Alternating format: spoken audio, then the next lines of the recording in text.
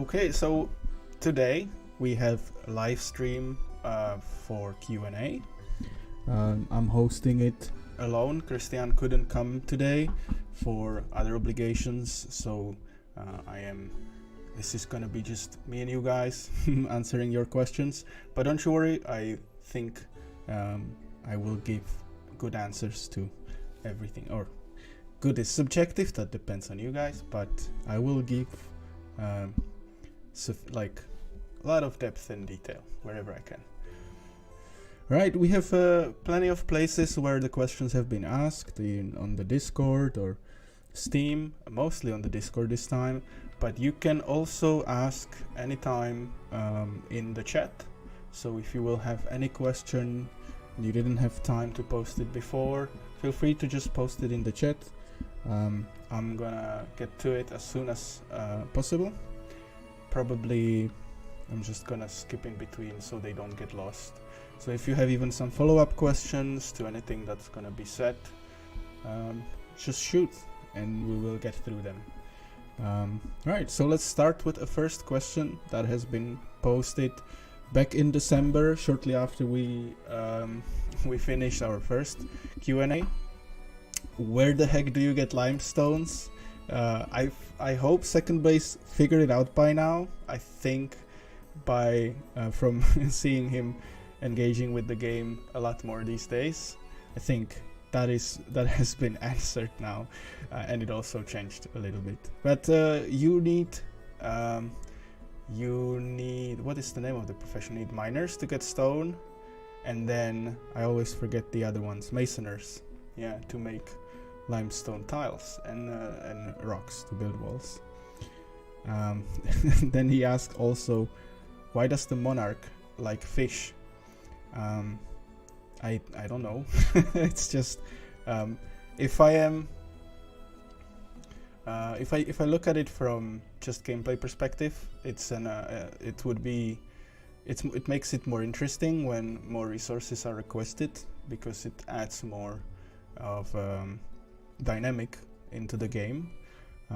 But if it actually, sometimes it doesn't always make sense that they would actually request this stuff.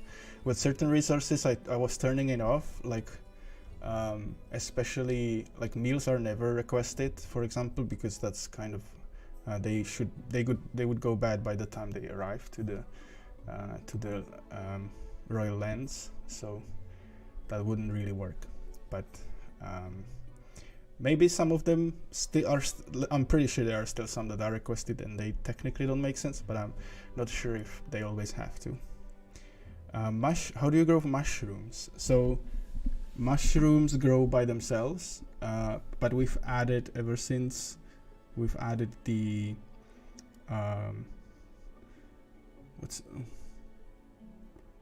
they are in the clergy, and they can plant herbs, apothecary, yeah. So I'm not sure, I think mushrooms are part of it, so now you can actually use apothecary to produce them. Okay, so then we have an interesting question from someone I can no longer find out, but the question is, we have a lower class in the game, the peasants, and an upper class in the game, the nobility, ruler, and clergy. Do you think of adding the middle class of the medieval ages to the game, the merchants / burglars? I think it would be really great and fitting to add them into the game by introducing trading and production guides, as well as some unique professions and needs for them, as well as their desire to be more independent than the peasants. This is like a part of a game that we will not expand on right now, but I can say this trading, trading with an external world is something that is right now done only by caravans, and it could be much better, and there is a lot of potential for more interesting systems. Those could encapsulate something like traders or merchants that are a little bit more sophisticated than caravans that are trying to bring certain amount of goods. It could be posting trade requests for a certain amount of resources, making deals with nearby settlements, like trade deals, or building ports and ships and doing trade over the seas. So this is something I would like to do one day. It's not going to be part of the early access roadmap, but depending on how things go after the release, if we still have the opportunity to keep working on the game, I think this will be one of the things that will be on top of the priority list. How long does it take to sift through the giant list of suggestions and bugs reported? Quite a lot, actually. It's something we do almost on a daily basis. We have a system of processing feedback. To a large degree, our publisher also helps with that. They sort of go through discussions on Steam and point out anything that we should be aware of so that we can take it into account. We also go into these discussions ourselves and read them to get further detail whenever necessary. And we also sometimes engage in discussions and try to understand more with the player that gives that feedback. But that usually happens when we actually have time to, where we get to work on it, on the solution for the problem, and we need like more input. But typically we also rely on our Discord, where a lot of the feedback is coming from our closed beta testers or in just regular channels, or especially the feedback channel. So that's just something I read through and make notes on the side. If it's literally like a bug report, it goes into the system, it gets a priority and a version in which it should be fixed, and we look into it when the time arrives. So nothing really gets lost this way. If it gets reported, we know about it, and as soon as we can, we are fixing it.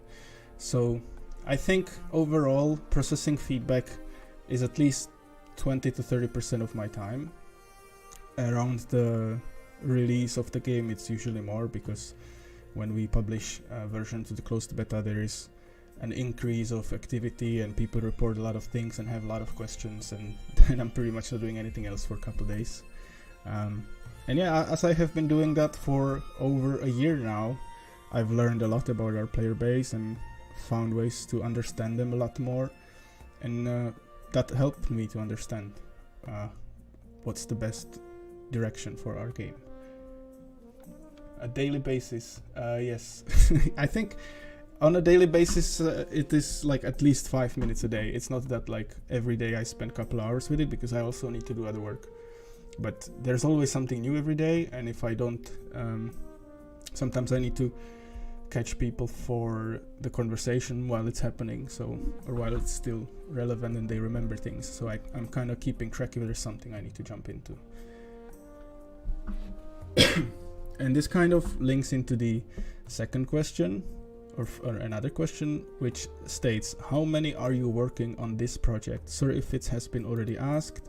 And do you have anyone dedicated to test the game after you add any functionality? So right now the game is being worked on with a core team of 2 people, which is me and Christian. I focus on production and design, balancing, testing. So if economy is broken, you can scream at me, pretty much. But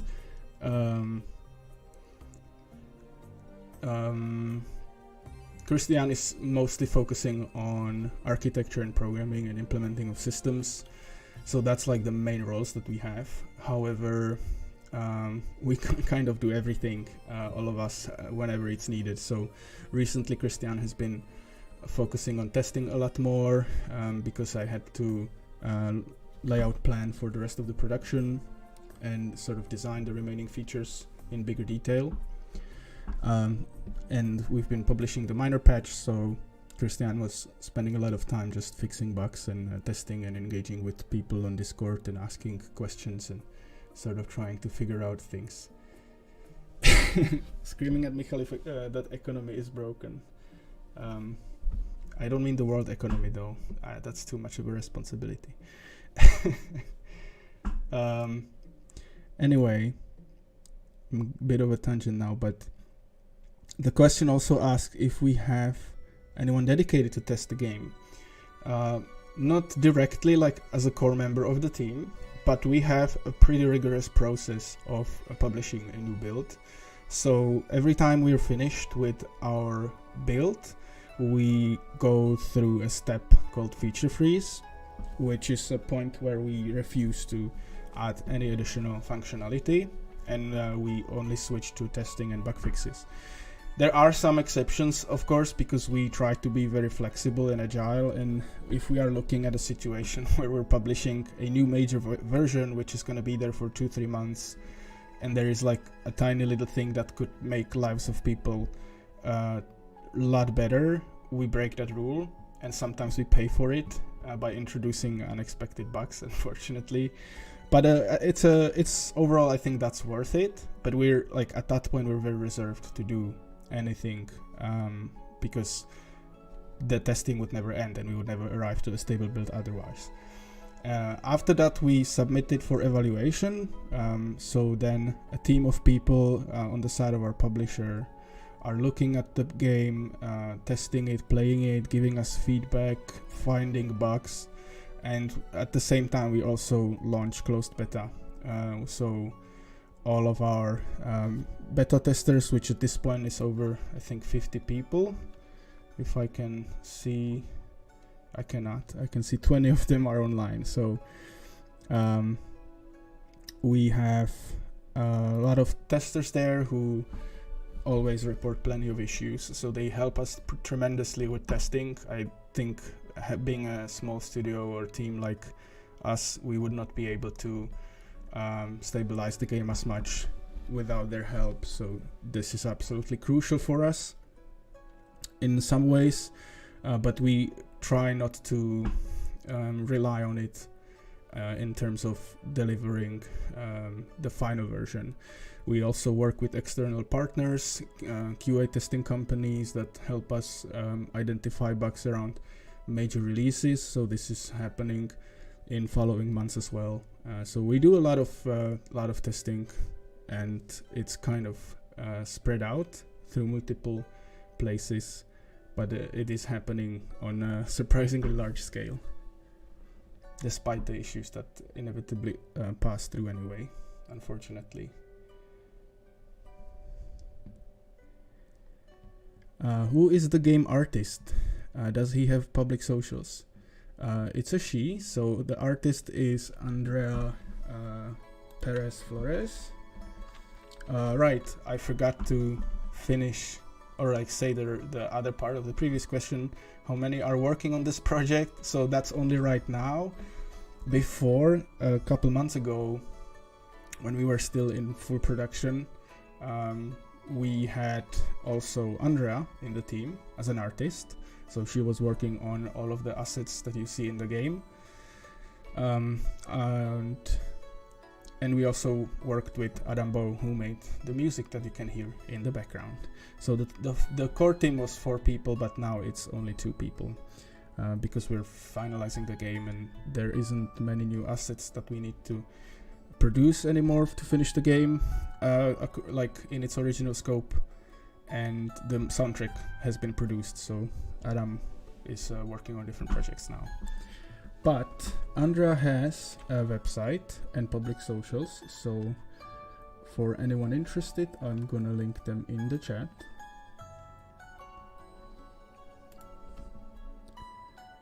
And so here is the Twitter. You can also follow her on Instagram.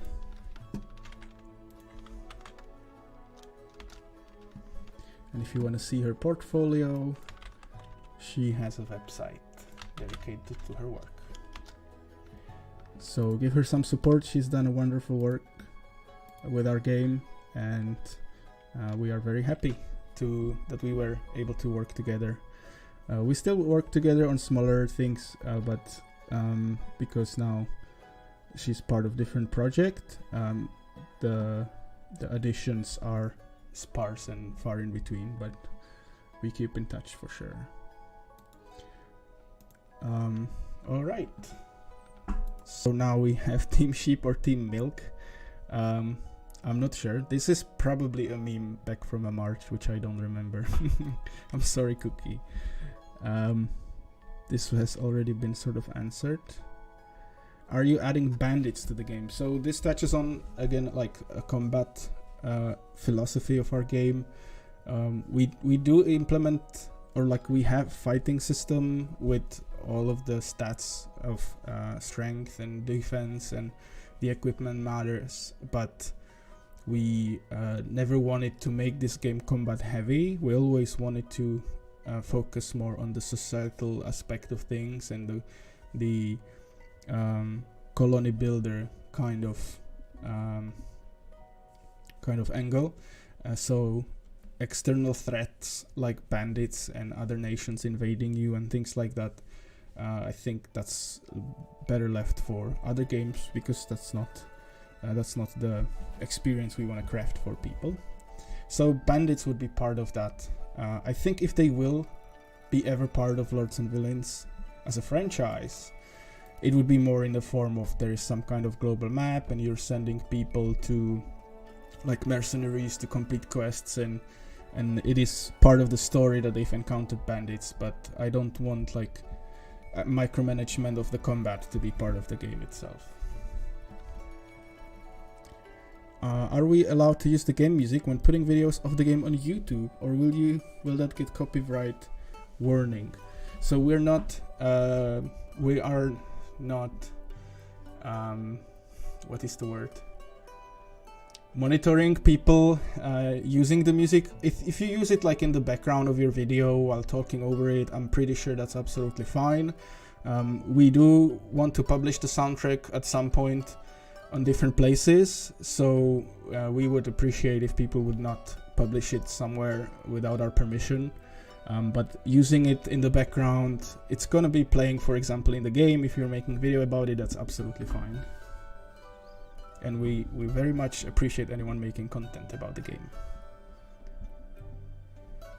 What is your opinion on every item that's in the compilation of my suggestions? Ooh, that's gonna be... I will get back to this later. I think there's a related message which is somewhere buried right now, so yeah, we'll get back to this. What is the vision for the difficulty of the game? Is the plan to be relatively peaceful or more of a RimWorld-esque? Raise the difficulty over time until your village is destroyed kind of thing. I would love the latter. So I'm sorry to disappoint in that case. It's more of the former. I've always wanted to add to the genre something more relaxed and creativity oriented or focused. So most of the attention is going to giving players some interesting loop where they can slowly develop the settlement and kind of treat it like an ant colony that is kind of interacting with each other, and you can just sit back and observe them. I know there's some people who have problems with that, of how little there is to do when the settlement is developed and the game isn't throwing challenges at you and things like that. I think that's just a different kind of game that we're not looking to make right now, so I'm sorry to disappoint in that way, but that's just how we want to do it. But in terms of difficulty in general, we would like to do for the last update some form of difficulty customization. We don't know yet how that's gonna look like, if it's just going to be flat out categories, which I hate, to be honest, so probably not. Or more of like, I think what I'm looking up to is this civilization style of setup where you can toggle different systems and somehow also tune some of them lower or higher. However, that's not a small thing to do, and I don't know how much time we will have to add it in its full, like in its ideal scope that I would like to ideally see for the game.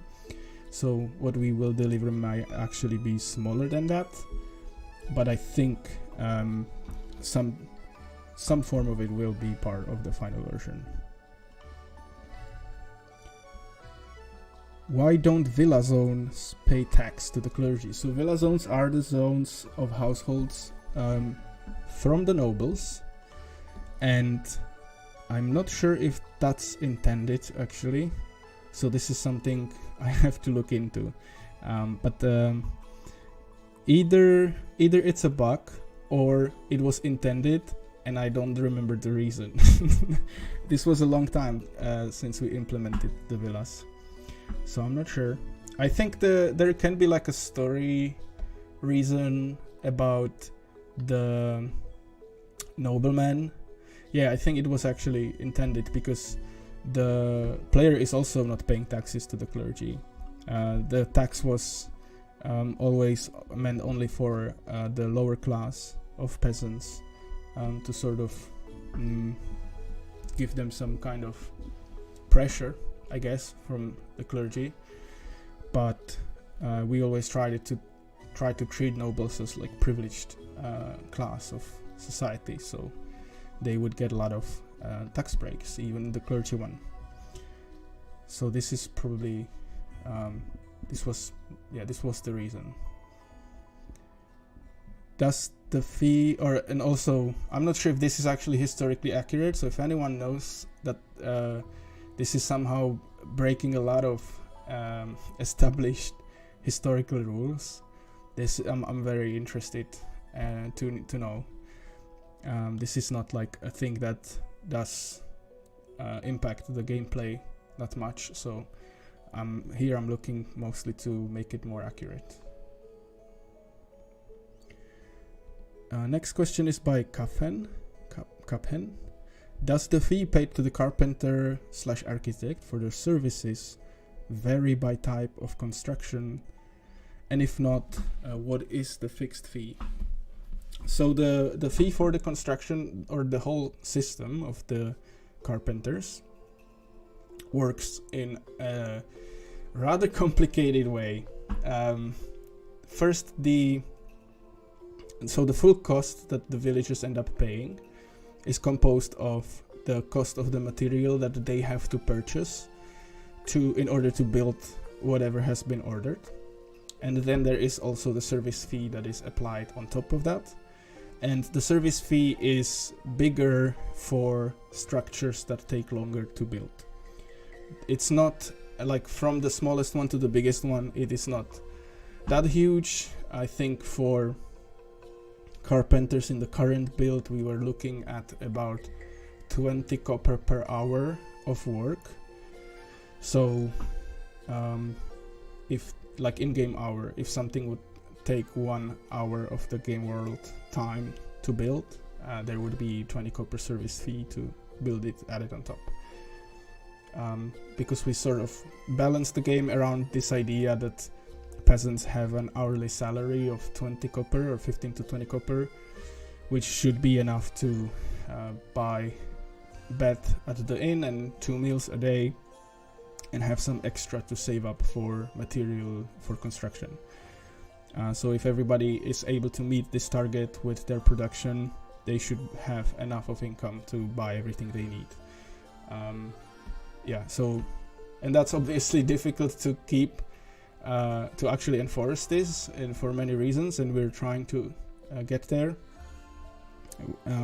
But this is the main premise of the balancing, and the same applies for carpenters.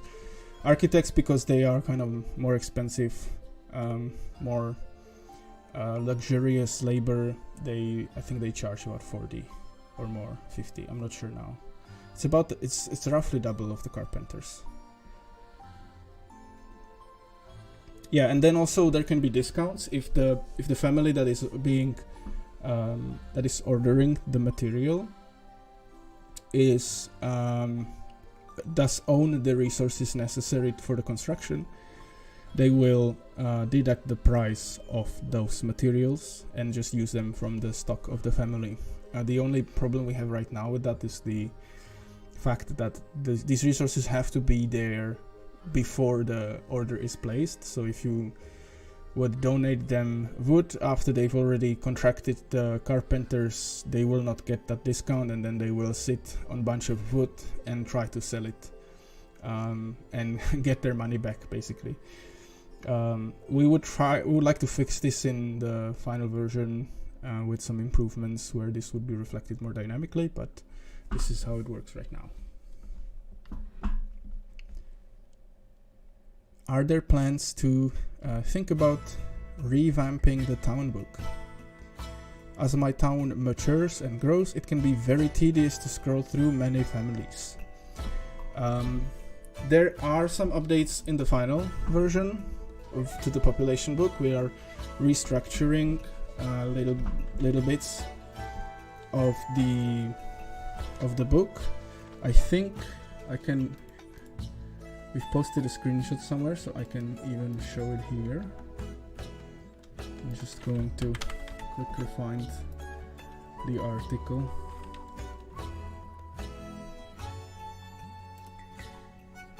Was it the minor update? No, that was the Q&A, right? Yes.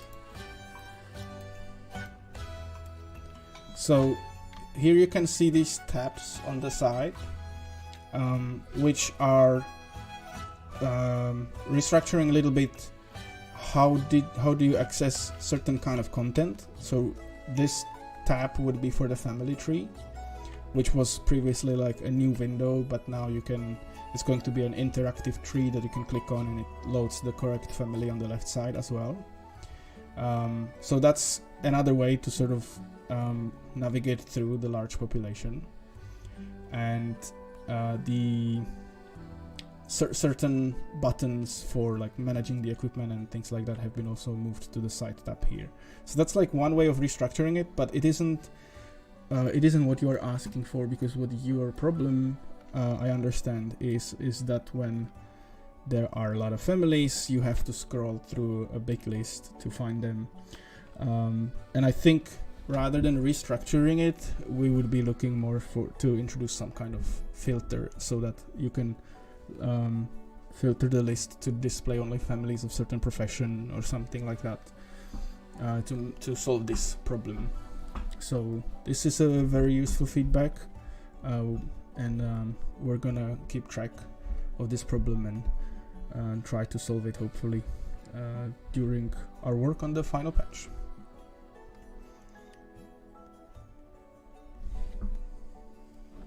Need to catch your breath a little bit.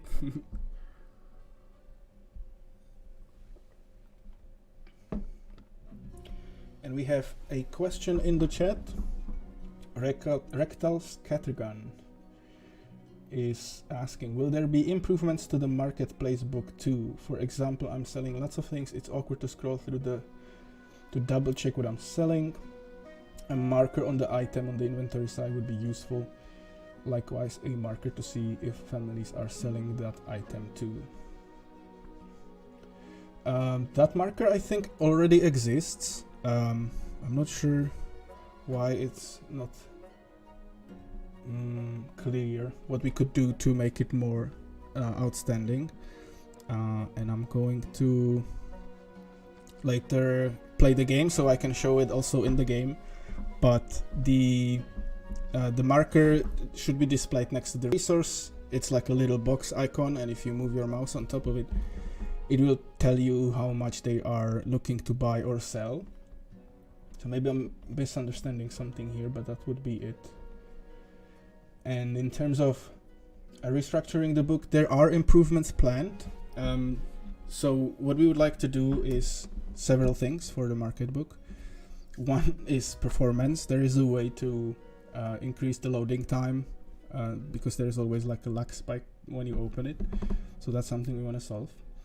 Then we also want to add another tab where you can place purchasing requests. So in the same way you place selling requests or selling orders. So you're saying, I want to sell 200 of wood. You will be able to say, I want to buy 200 of wood.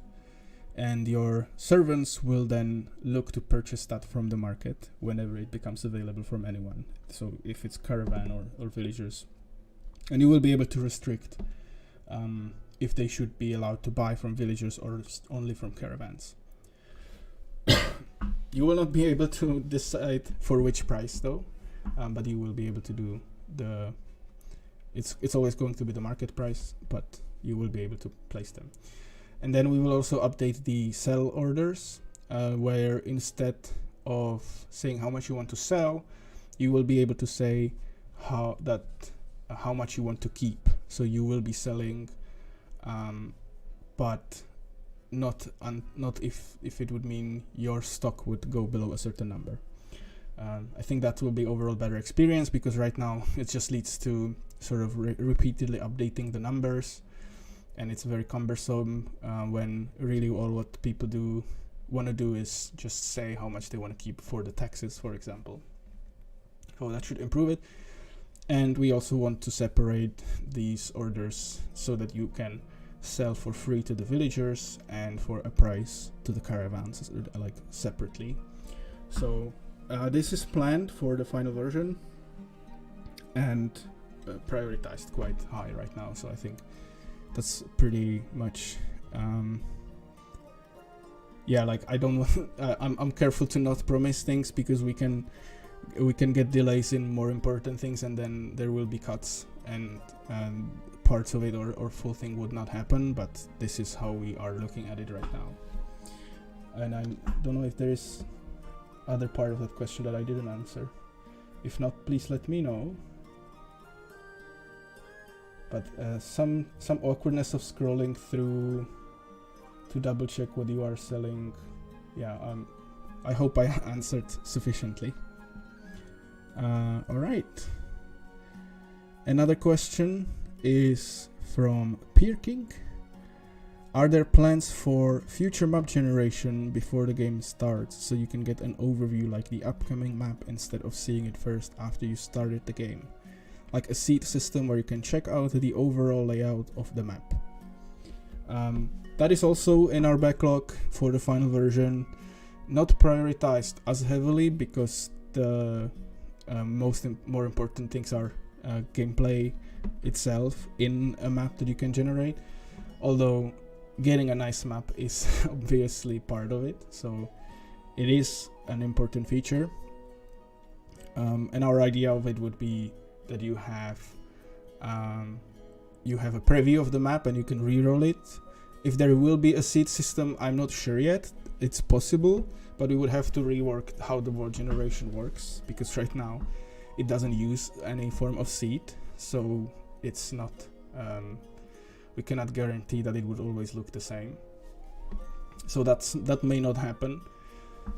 You would have to resort to what people have been doing so far, which is sharing the save file of that game. But I think the preview at the very least will most likely happen. We also been moving to a system where sort of the configuration of the world generator is modifiable, so we could expose this in a UI and you would be able to craft your own biomes in a sense, by just moving some sliders. So this is also probably going to be part of it. Yeah. Then we have a question from Chocomobile. Is it possible to change the font? I find it really hard to read the text. That's the main reason I gave the game back some time ago. So this is harder to do than I would hope for, because we did not really think of this ahead of time. We implemented the UI in a way that does not give us an easy way to just replace a font. So this is one of the reasons why we have not done it yet, even though this feedback has been mentioned previously. But we would like to do it. We would go as far as letting people choose the fonts that they want to see. So we would give some options for. Basically, the whole game uses two different fonts. One is for some form of immersive text, and another one is more for UI elements that should be interactable, where we want the text to be more clear. So that's the pixelated kind of a more rigid one that is not as stylized. And we will be doing some research because I personally struggle to, this is not my expertise. We don't have anyone in the team who would understand typology as well. So it's a bit difficult for us to find what is a good font that creates a good user experience. I've changed the font in the beginning, in the early stages, several times, and there's always been people who had issues with it in terms of readability. So this is something we have to dig into and maybe ask for some help from other professionals to find a good solution. But I'm thinking that this is more of a personal thing, and there is like no font that fits everyone. So I think the ultimate solution would have to involve giving players the option to just choose whatever that fits to them and give them several options.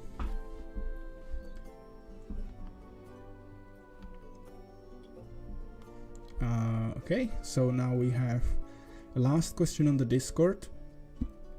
Would it be possible to add something like a frustrated demand feature for families? So that if a family needs a critical resource to get their business started and can't get their demand met for 1 to 2 seasons, it will guarantee a savvy caravaner will come in ready to make a profit satisfying that demand. So that is in a way already happening, although I'm sure the tuning of that system isn't ideal. But so the way the caravan demand and supply works is through the pricing system. So you may notice there is a price list in the game which updates on a daily basis, and the general idea is that if villagers are trying to buy something and they can't, if there's someone who's unable to purchase things, not because they didn't get to the storefront on time, but just because it wasn't offered, we consider that a scenario of insufficient supply, and that will push the price higher. If it's the other way around, where villagers are unable to sell everything that they would like to sell, we look at it as a scenario of insufficient demand, and that pushes the price down. Generally speaking, there are some statistics that tries to reduce the impact of it, so the prices are not as volatile, and they can account for some scenarios where certain resources have a life cycle. Like wheat should be working in a way that you have no income for several days, and then you get a big spike as they harvest the fields.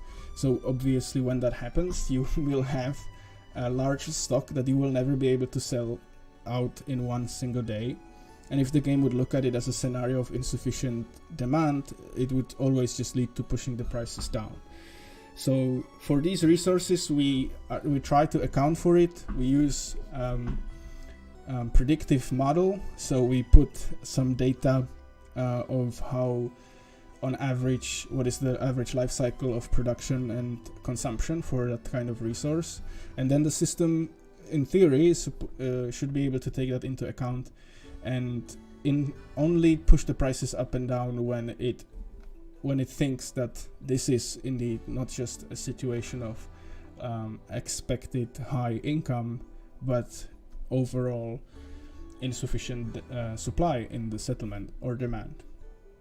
And if that happens consistently and the price is dropped below a certain threshold of the base price, which is the price that the game starts with, or tries to always gravitates towards as you are stabilizing the economy, the caravans become interested in purchasing it. And the same way works also the other way around. So if there's something that has higher price than the base price, the caravans become interested in selling it. And when we generate the inventory of a new caravan, we are certain percentage of that inventory is guaranteed to be the things that have high price in your settlement, and they are sorted by the relative ratio to their base price. So this is very technical. I apologize if it's not that straightforward to follow, but basically the caravans should be delivering resources that are of the most, that are missing the most. And then they leave some, like, and by most I mean they have been consistently demanded for a long time and the settlement has not been able to supply them enough that their price got way too out of hand, more than anything else. And the remaining portion of that inventory is filled with random stuff, just so that players also have the opportunity to purchase things that are not necessarily demanded yet by anyone. But the player might have some plan in mind that, hey, I would like to start slowly purchasing some steel plates or steel ingots and then build a statue in my manor. There is no AI in the game that needs steel ingots right now, so the caravans would never bring it otherwise, and for this reason there must also be some space for randomness. And then we try to tune how many caravans arrive, what is their maximum capacity of their inventory, and how often they arrive, so that they in general can supply enough of resources, because since it's sorted in some kind of order, if the resource on top of the list is also in very high demand, there is never space for anything else, and then the experience of the player is that the stupid caravan never brings resource X, but it's most often the reason for it is because it's too busy bringing all these other resources as well. So it's a very difficult problem to balance, and we've had to refine the math behind it multiple times to be able to accurately predict and understand what is happening, so that the resources that the caravans are bringing are actually needed by the settlement. It's a lot more difficult problem than it may seem on the surface, because the frustrated demand that is being suggested here isn't working in isolation. There is a demand for everything all the time, or like for a lot of things all the time, and we have to also understand what should go first and when is the right time to do it. And the game is because different resources are produced in different ways and should be stockpiled in different ways, that question becomes complicated very quickly, and this is why it doesn't always work. But there are ways to simplify that and improve, and it will be a big focus of our final patch, so you can expect improvements around this for sure. And then we have another question in the chat. Is there a possibility of seeing villagers' job list, or perhaps being able to set the priorities of build jobs alongside making commodities? Sometimes I've seen a carpenter job wait for a long time, and when I've checked on them, they just make repair kits, though that's set to a priority of 1. No clear reason why they're not actioning the build job. So the priority in the priority list isn't an order of all of their jobs. It's only priority of it's only a priority of the production. So you can specify the ratios of different resources that should be produced, but many professions have more responsibilities than just producing a specific resource, and that's something we don't let players to decide. We've always wanted to make a game where you focus on your role as a ruler, and this type of micromanagement that you might see in games like RimWorld, where you directly control every single villager and sort of plan out their whole day, that feels like something a ruler would never get into on that low level of management. You would pretty much just set some deals with the families, set taxation rules, give them some targets. You would say, I want you to focus on this because my king asks me to pay a lot of this in the next year, so you will be focusing on it, and say, we've been thinking about different ways of doing the prioritization and production. If it's going to be more like specifying targets of like 400 swords in 6 months, or a different kind of way. In the end, we've ended up with the system of relative ratios between those resources. But and I think that's something that makes the game really interesting, but it also means that we need to make the AI smart enough so that when the player gives them something to do, it actually ends up happening in a reasonable amount of time. And the builders specifically, sometimes they don't do their job because there is a prioritization in the construction as well, and they need to make sure that the important things are built first. And if there is one resource missing, they will refuse to build everything else, because that most important structure. So say you have like 2 planks and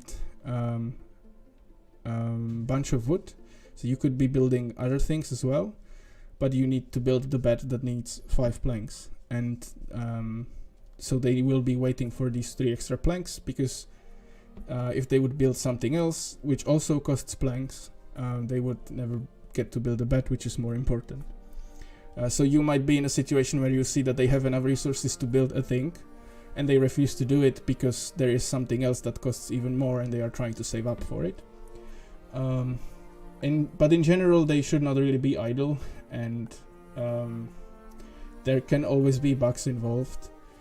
But every time, or like a lot of the times when we looked into it, it was the reason was the resources that were actually missing, and this was a lot of the times this was the reason why they refused to work. Though there are also unfortunately examples where the AI was just broken. And so also the situation with repair kits. Sometimes that was also creating problems where the repair kits themselves cost build material, and we had some bugs where they would be stuck in a loop of producing them and then not having resources to build other stuff because they spent it all on repair kits. But I think that should have been fixed. So, and Frank is asking if we are going to fix the typo in the title, if it's going to happen in a version 1.0. I think I will leave that as a teaser for the future, so stay tuned. Watch out for a trailer for 1.0. Maybe something's gonna change, maybe not. A follow-up question: is there an alert or notification regarding a lack of resources to complete a build? Yes, there should be. No, actually, there isn't one for resources. There is one for lack of money, when the family cannot afford it, but not for lack of resources. And that's something we want to look into. In the final patch, there should be some new UIs about giving more information about the economy.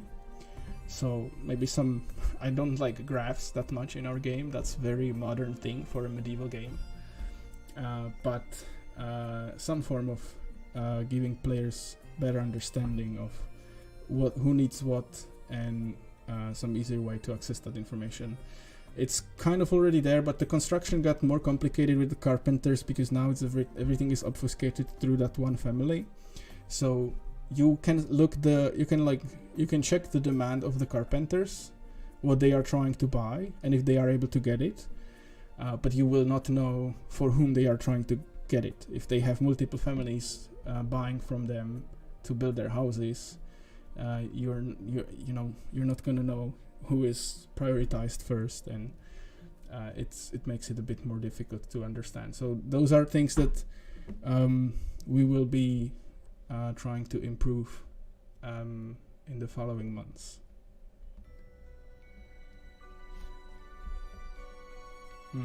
Okay, so that was Discord.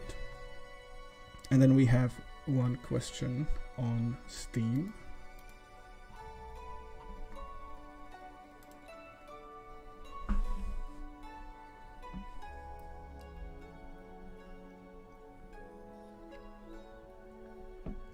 So that would be from Svole, SWOLI,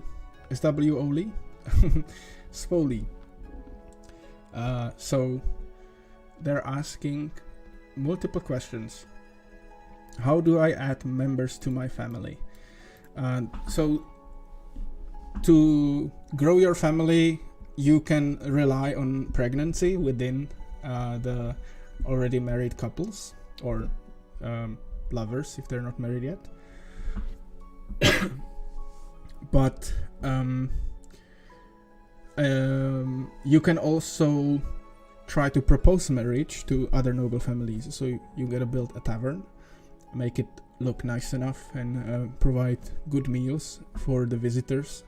So the nobles who come to visit the tavern are intrigued by what they see and experience, enough that they would like to request a permanent stay in your land. And when that happens, you can start negotiating with them a marriage trade. So you can propose who from your family will marry someone from their family. There are some rules about it, who will accept or like when they will accept and when they will not, and under which terms. A lot of the times you will have to also give them some gifts and build up their reputation so they are inclined to proceed. And then you can grow your family this way. So those are the two main ways how you can grow the ruling family. And if you will be able to marry your children off or adopt new ones in the future, I think that answers it as well. So that's the system. Get noble families, propose to them.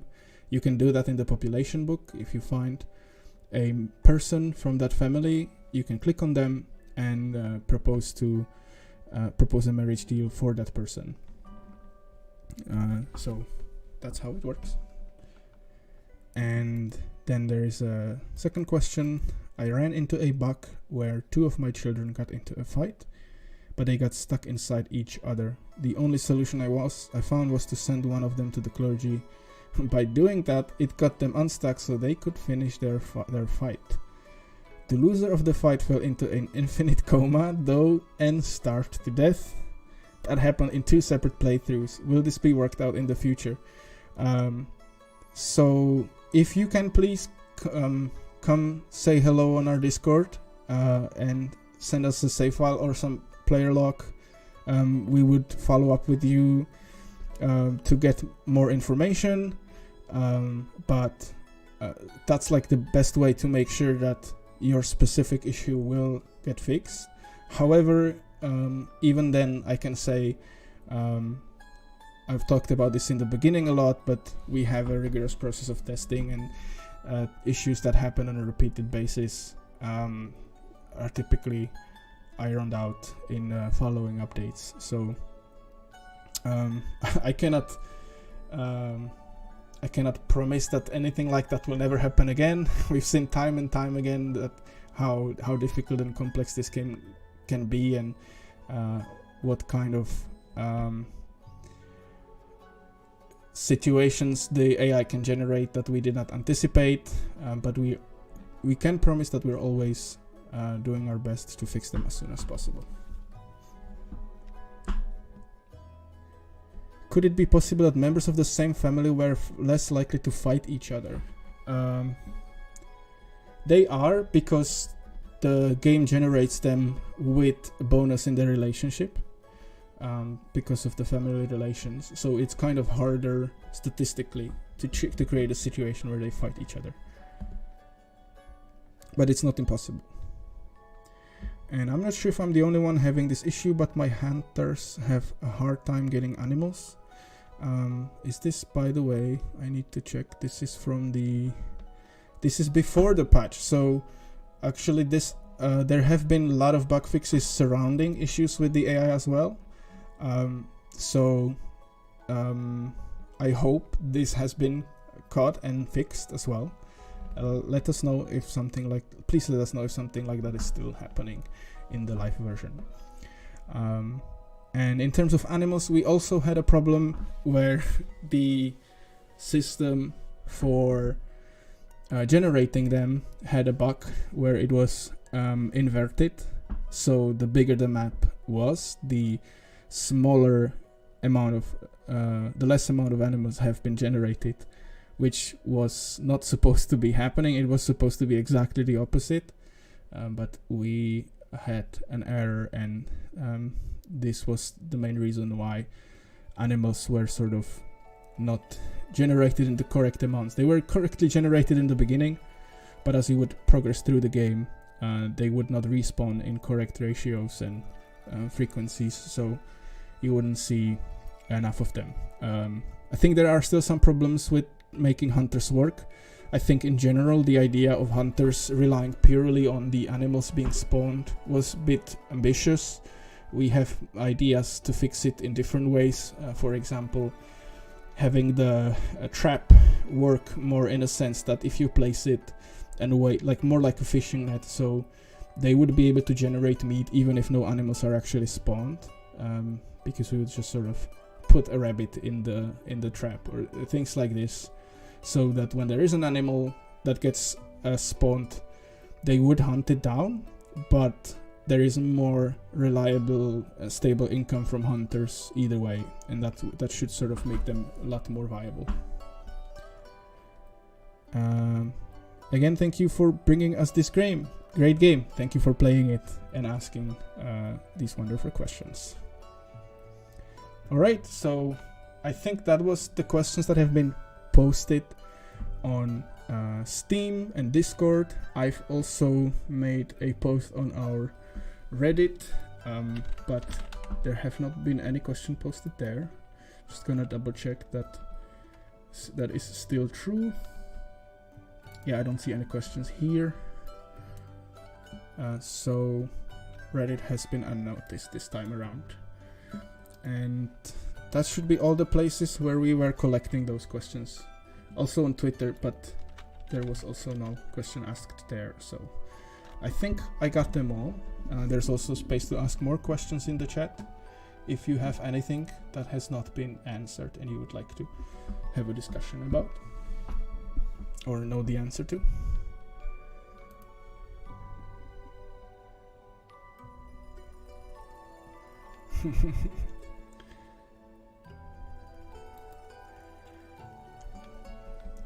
And in the meantime, if you want to think through some extra questions, I think we're also gonna jump into the game maybe and play for a little bit. I have some extra hour to hang out if you guys want to do that. But I wanted to talk about also in general our plans for the final version, what we have in mind, what are we working on, and how the future patch is going to look like. So a lot of the things have been asked already. More of a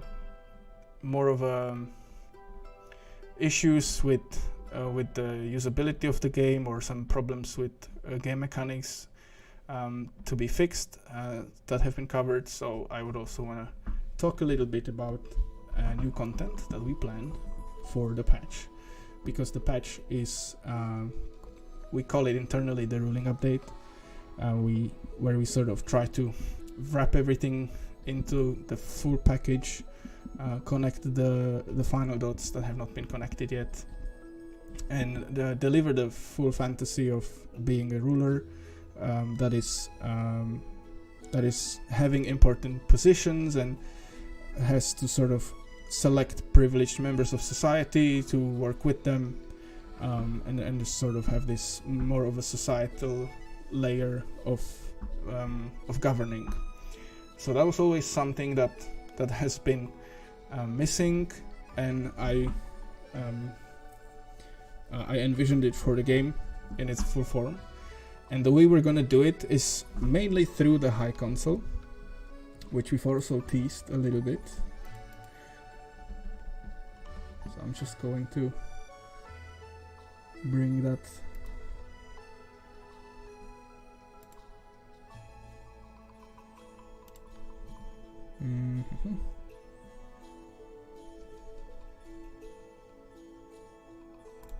here. No? Here, this one. So you can see here on the left page there is a new high console with these positions like Master of Law and Master of Affairs and Master of Coin and Marshal. Bishop and Minister you already know. The difference will be that now you will be specifically selecting monks that have been trained to hold these positions rather than having that automated. But you can, to these other positions, you can assign either your own family members or select members of other noble families, which will improve your relationship with them, obviously. But more importantly, it gives you access to new actions. So the Master of Law is more of a utilizing what we've done in the military update with executions. So Master of Law is the one that unlocks the position of the executioner, and then you can have an executioner and perform executions and sort of enforce this more strict law, I would say. So that's more of a flavor on what has already been done. The Master of Affairs, however, is bringing a new ability to collect intelligence on villagers. So you will be able to hire an intelligence officer and then select specific families and task the intelligence officer with sort of, you can imagine it as, or we call it gathering intelligence. But what actually happens is that he goes and follows them around, asks them some questions, and a few days later comes back with a report on what they found out about the family. So this can give you a lot of information about their wealth, if they have got away with any crimes in the past, what kind of needs they struggle with, what relationships they are having with other people that have not been disclosed, or if they are in a conflict with other families, which is interesting to you because with these families they can create drama, like certain fights or even commit murders. So you might want to do something about it, maybe exile one of those families or make sure that they don't spend so much time together. If you want to just have some kind of storytelling involved. But it will also allow you to discover a new system, which we call the opposition groups. So this is something we will lay out in detail in an article sometime in the future. But it should be the final way how villagers can revolt against you if you're not doing if you're making them very, very unhappy for a very long time. And the way we decided to do it in the end is that villagers can start secretive opposition groups where a founder of that organization will be trying to rally people against you and start a revolution. And so this is happening in the background as people are more and more unhappy with your rule. They are more and more likely to join this opposition, and you can act before it's too late. So you can reverse the reason why they are unhappy, and then they will then the intentions of the opposition will fail, and they will not be able to sort of start a revolution. Or you can use this intelligence officer to find out who is part of the opposition and get rid of them, and by doing so you will spread fear and the opposition will get smaller and smaller until you figure out who is the founder, and you can get rid of them as well, and that will dissipate the opposition completely. So that's something you will be able to deal with in the final version.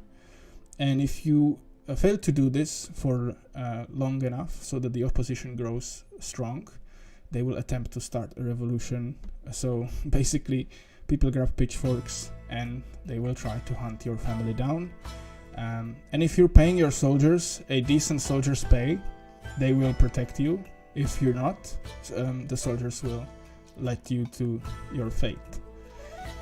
So this is another kind of way how we want to emphasize the choice of the player to be more of a ruler that strikes fear into the hearts of their villagers, or one that's trying to be kind, and in trying to do so will also have a lot more costs to run the village. So this has always been at the heart of the ruling experience, this kind of dilemma.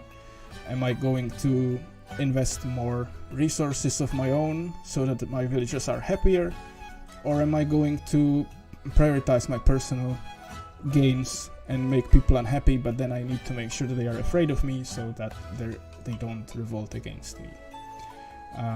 So that's the core of the system. We also have another part for nobles who will be able to do the same, but in different ways, through council meetings, where they will overthrow the government by simply deciding that they are in power now. But that's something I think I will leave for the article to describe later. But speaking of council, we also want to do this town hall meeting. So I want to show you a little teaser that I think it wasn't that far away. Should I be just scrolling? There's a lot of I think here, yeah. So this is like a concept that I did for the town hall. You can see a throne here and a high councillor's chair in the background. So this is where the ruler will sit, and here is the master of affairs, and everyone else is kind of sitting in the background. And villagers from your settlement will approach you once a week. There is an event on Saturday where you will hold hearings, and up to 5 villagers will approach you with a problem. These problems have already been part of the game for a very long time.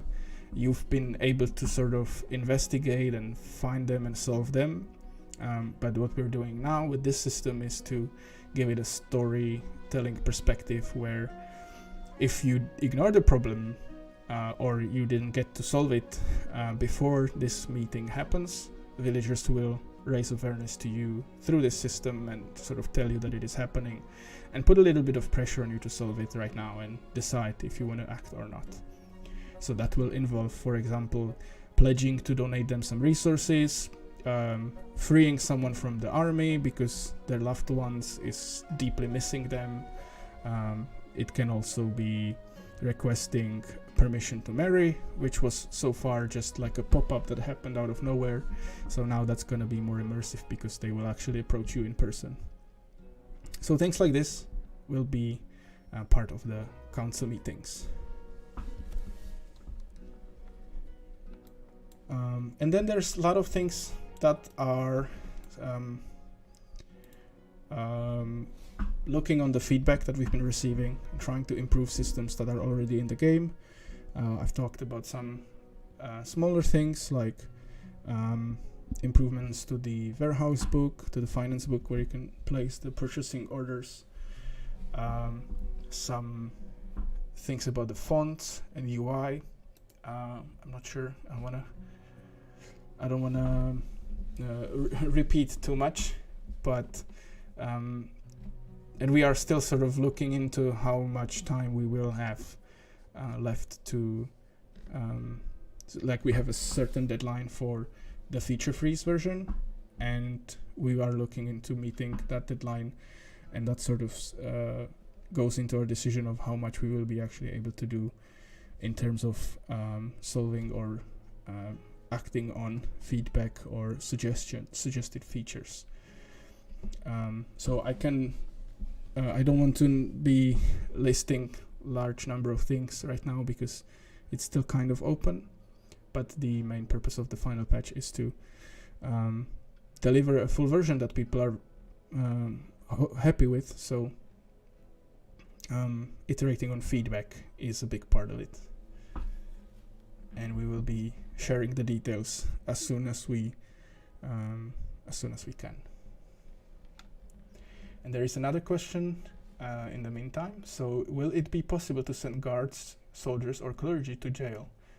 I think one of my guards got into a fight and killed a villager due to a bad mood and could not be punished.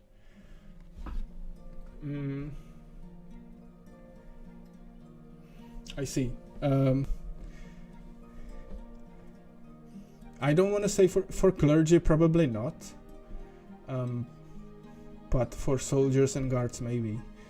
It's just that it's a bit complicated to implement it because they are also the ones who are sending people to jail. So we wanted to save a little bit of time to do other things that are more important for the quality of the game. But I can see why that would be an issue. So we will keep it in mind and we'll see if something can be done.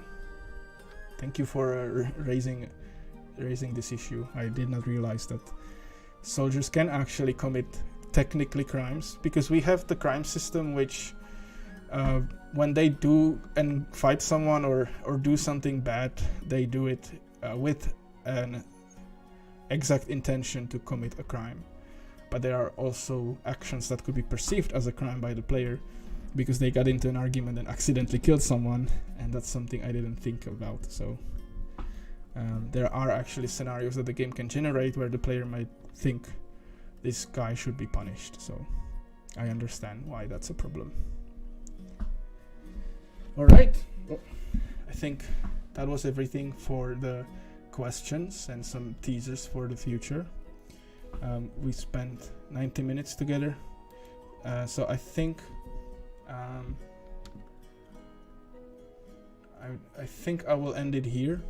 We will do some gameplay stream a bit later as well.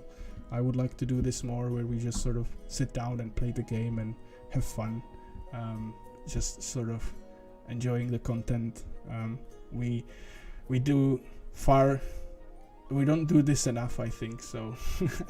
And it's something I really enjoy, but I also want to keep this. I don't want to have this, because this is going to be posted on YouTube later, so I don't want to have this to be too long as well. So I think I will leave the play session for some other time, but it's going to happen soon enough, I'm pretty sure. If you don't have anything else that you would like to ask or say, you can always come to our Discord and ask questions there. It's discord.lordsandvillains.com. You can find links on our website as well, lordsandvillains.com. But you can also ask your questions and feedback, post your feedback on Steam, on discussions forum. We monitor everything there, even though we are not as active on Steam. But do not hesitate to post there. It's not going to be missed. We also have Reddit, so Reddit r/lordsandvillains, and we also have Twitter. So if you wanna tell us something about the game, you can just at us on Twitter. We always appreciate some interaction on social media as well. So that would be nice. One last thing to say by Crocodile. Enjoy your evening and thank you for this awesome session. Thank you for hanging out. And yeah, this was and thank you for the questions, of course. I'm very happy to see how many of them we got in the end, and I'm happy to answer them, hopefully answer them all sufficiently, but if not, you know where to find us, so feel free to get in touch. So that will be everything for today. Once again, thank you for being here, and see you again sometime later.